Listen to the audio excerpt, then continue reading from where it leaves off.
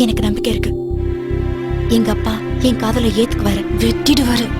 சுரேஷ் கார்ல வெயிட் பண்றான், ஏறி ஓடிடு. என்னங்க நம்ம பொண்ணு ஓடிட போறாளா? ஏதாவது அவ ஏன் பொண்ணு. வாங்கிக்கமா. கொடுங்கம்மா.